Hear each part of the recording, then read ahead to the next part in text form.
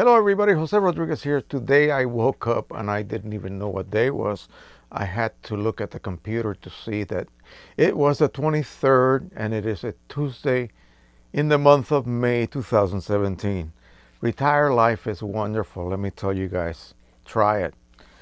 I have a couple of subjects here that I'm going to talk about in the next two videos, but in this video I want to tell you that when I succeed at something, I really do it very well. And when I fail at something, I fail miserably. And of course, you guys all know that I have been attempting to go live on YouTube, and it has been a total failure. Here's the problem.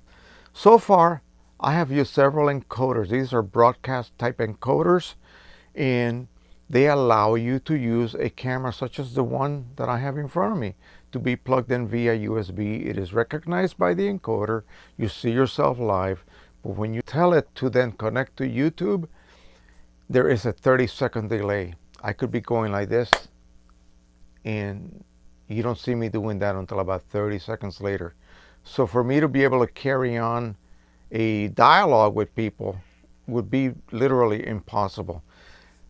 It is not a voice-to-voice dialogue. It is a you type some question and I answer it, in your face, so to speak, face to face.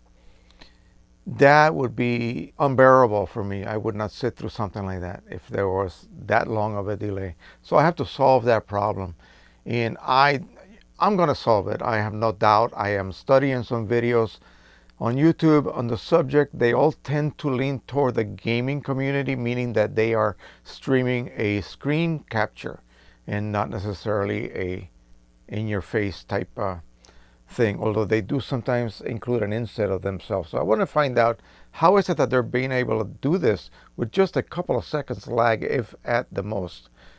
I'm having literally, I'm telling you, half a minute lag. And I don't know whether it is my hardware or just simply the settings are wrong or something I'm doing wrong.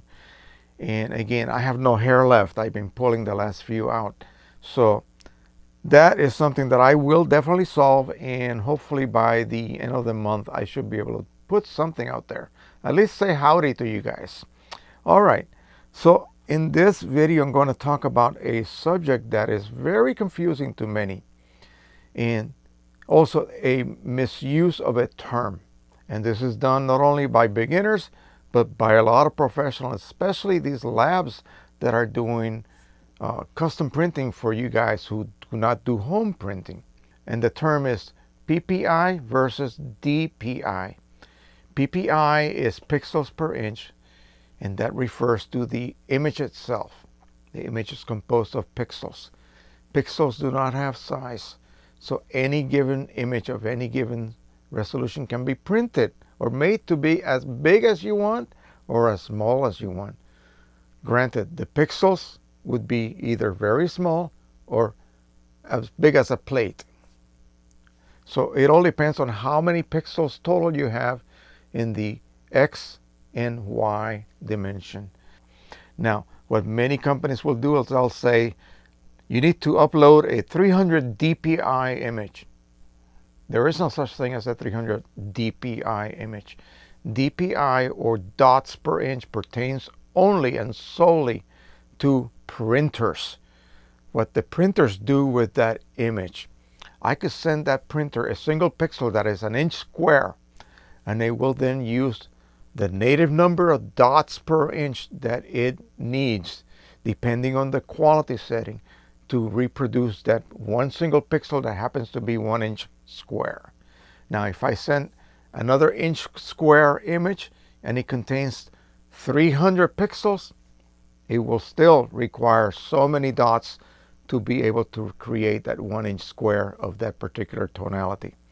So for Canon, native resolution is 300. 300/600. So it's a multiple of 300. For Epson, it is 360 or 720. Here's what happens. The printhead composition has columns. Each column has a certain number of nozzles. Those nozzles will lay a path of ink down. The magic occurs in the driver, of course, but that path of ink will contain so many dots. At the lowest resolution, you will make, say, if that channel has a ½ inch worth of nozzles, it will lay out a ½ inch worth of print. And then it will advance another ½ inch. Hopefully there will not be any overlapping or gaps. That's what print head alignment is for. So that's another little hint for you guys. That's what the print head alignment does. It ensures that there's no gaps between each pass. So at your lowest printer quality or driver quality, you will then advance the full length of that column of nozzles. In this case, it may be, let's just say, 600 nozzles. So you will lay down 600 dots across. When you increase the quality, you will only advance half that distance. Okay, so areas that you already printed dots on will receive more dots overlaid on top of each other. When you increase the quality, the dots are no longer as big.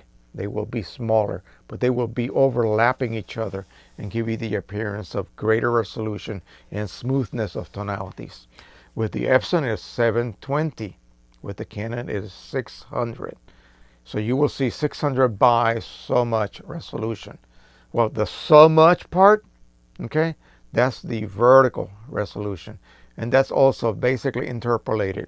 So the higher the quality setting that you choose in your driver, the smaller the paper advance will be and the more overlapping of dots will take place. But that's something that is specific to the printer itself. So without getting into the actual engineering part or the science of how dots are distributed onto print, let's just say that you need to remember that when you hear the term DPI, it pertains only to printer. If it actually is being applied to image, they are wrong and you should correct them.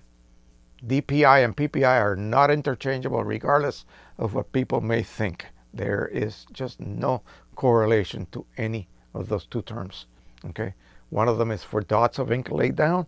One of them is for pixels being fed to the printer. That is it. All right, thank you so much. Again, give me about a couple of weeks to a month and I will be streaming like a champ, I hope. All right, so that will be hopefully a monthly occurrence and we will be able to then directly answer questions from viewers. And again, this is primarily the only way that YouTube allows you to have viewer support, monetary support, that is. All right, so that is it for now. Please subscribe, share, and like. And until the next time, as always, happy printing, everybody. Bye-bye. Oh, by the way, day after tomorrow, I go have my thumb look at. All right, thank you once again. Happy printing, everybody. Bye-bye.